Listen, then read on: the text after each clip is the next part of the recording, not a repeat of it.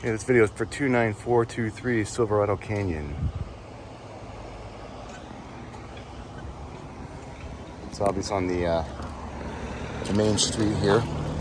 This is a 12 by 12 storage shed. It can be moved if you wanted it to.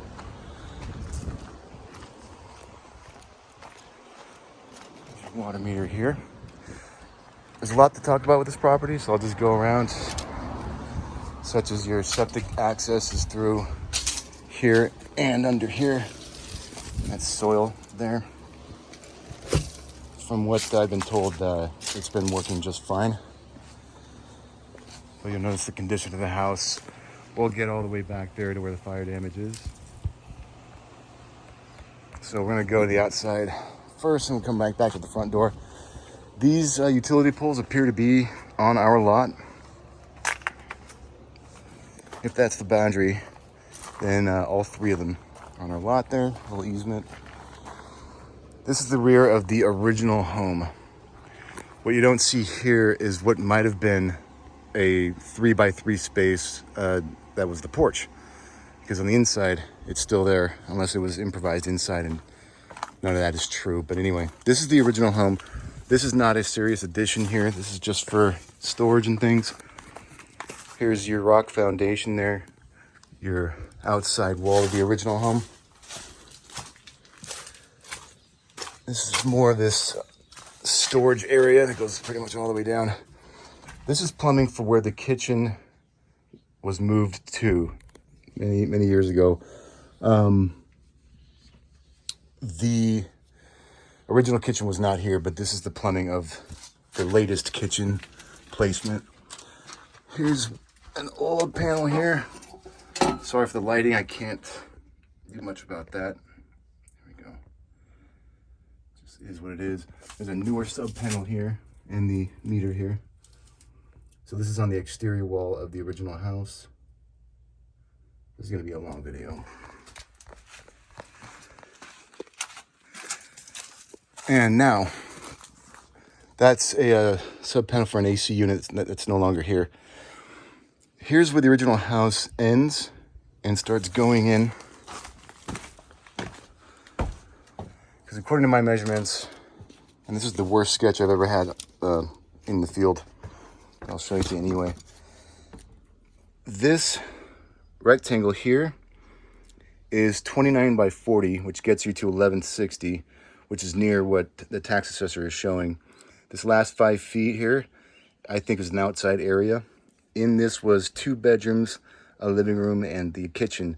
We are here, which is the kitchen here. So it started here and it was moved over here. Now it resembles a 1 bed, 1 bath original home when it actually started out as 2 beds with the bath in between. Very simple design. And I'll show you all this. This is where the fire happened in the rear unit, which is this place. That's where the fire happened. I don't believe any of this is likely to be permitted. It's not very well designed. I don't think it's original. So we're starting off with the original rectangle here. This appears to be an enclosed patio with a wood deck. It's very lumpy. And then this appears to be a 27 by 20 converted garage. So they don't have any covered parking, but if you were to make this an ADU, you got 540 square feet. What exists in there is a bedroom, small living room, kitchen, bath, 1 bed, 1 bath little unit. This space here is for laundry. This space here is totally what I think is outside area because the flooring is so bad. I'll show that to you again at the end, but again, this is the original home here.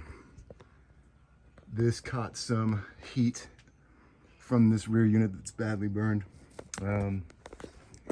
So we'll make sure we see all that. I might have to do an exterior video and an interior video because there's just too much to talk about. Now we're going back to the front of the home.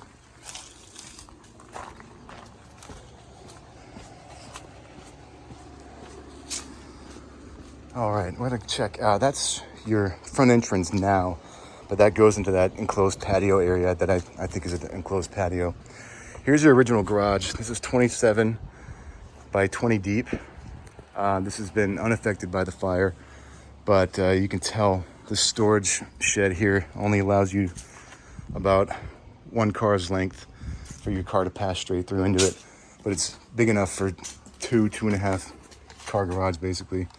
Here's your only problem with this is it's a foot away from the property line. So I'm not sure if this is grandfathered in, but if you wanted to make any changes to this, you're gonna have to consider at the lot line there if that's allowable by the city. But they were using it as a separate unit. It's a perfect little patio here, and wasn't a bad idea. So now we're coming into this area that I think was an enclosed patio, even though it took a lot of work to do all this. This is the side of the original home, starting from here to this corner where the original kitchen was. We'll get to that. This is the addition that got badly burned. Everything behind there, all the way to that corner. This is the side of the converted garage. You see the electrical panel there. And it has laundry hookups there too. Let me just do an exterior video and then an interior video because there's still a lot to show you out here. So this is nice and impressive here. Huge deck, probably like 25 by 30.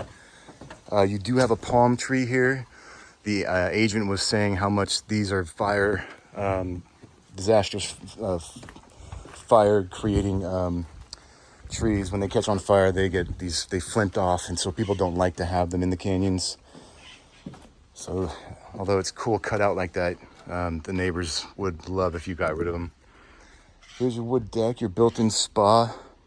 This is now 2 feet from the side there, the parcel boundary, so you're gonna need to see if that's okay. The property line is not clear, but the agent mentioned that this might be the property line, that we're actually built out over it. If you look this way, the neighbors are up here because we do have a creek down here. The creek runs down. This is a steep slope up here. By the way, that's more non-native fire damaged or things that can make the fire worse. You'll notice the wood has some of this here. Anyway, on the property line is likely here because you see here with all your neighbors, you're all trying to get up off the creek with what I measured to be 5'3" from this point to the ground and 6'9" from this point to the ground.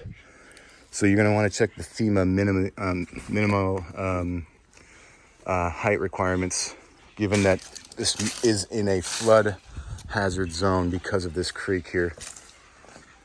So you're going to want to check that the house is on 5'3" up. It might vary a little bit as it goes, but I just wanted to show you that. Here's the rear of the home. I'm going to do something a little dangerous. Step up here to show you. This is the roof of the addition behind the house. Further down there is all addition, and that's where the fire was for this rearmost area. Actually, it's further behind that bush there. The roof continues. That's where the fire began. So the roof isn't that old. The roof here is great above the garage. And it's just unfortunate. They must have re-roofed it right before it burned.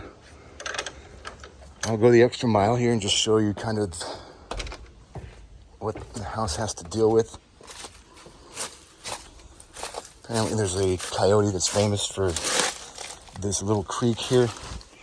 So here's your flood wall here in the rear of the home.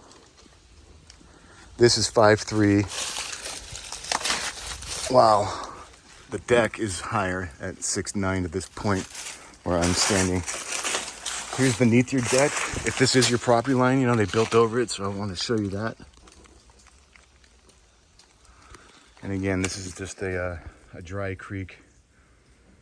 This is the only puddle of water I found, so she says those non-native plants are sucking up the water, and that's probably why it doesn't roll. And I'll show you a little bit more. You just have rocks. It's really just untouched. Kind of cool. But that'll finish the exterior video, I think. And I'll just end it right here. Thanks. Watch for part 2, the interior.